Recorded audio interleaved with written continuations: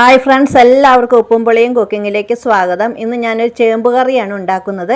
ഇതിന് ഞങ്ങൾ പാൽച്ചേമ്പെന്ന് പറയും. അപ്പോൾ ചേമ്പ് കഷ്ണങ്ങളാക്കി കുക്കറിലേക്ക് ഇട്ട് കൊടുക്കുക. അതിലേക്ക് 1/4 ടീസ്പൂൺ മഞ്ഞൾപ്പൊടി ചേർത്ത് കൊടുക്കുക. 1/2 ടീസ്പൂൺ ഉപ്പ് ചേർത്ത് കൊടുക്കുക. ഒരു പിടി കറിവേപ്പില ഇട്ട് കൊടുക്കുക.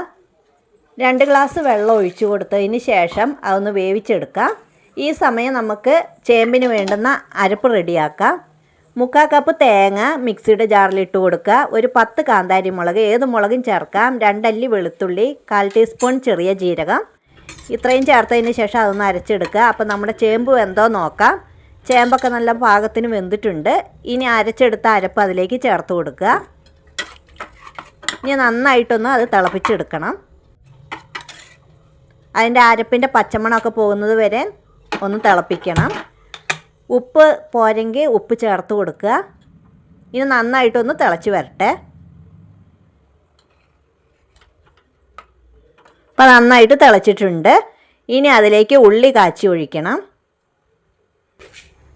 ഒരു ചീനച്ചട്ടിയിലേക്ക് 2 ടേബിൾ സ്പൂൺ വെളിച്ചെണ്ണ ഒഴിച്ചു കൊടുക്കുക. 1/4 ടീസ്പൂൺ കടുക് ഇട്ട് കൊടുക്കുക. ഒരു 2-3 വറ്റൽമുളക് ചേർത്ത് കൊടുക്കുക. കടുക് പൊട്ടിയതിന് ശേഷം വേണം വറ്റൽമുളക് ചേർത്ത് കൊടുക്കാൻ.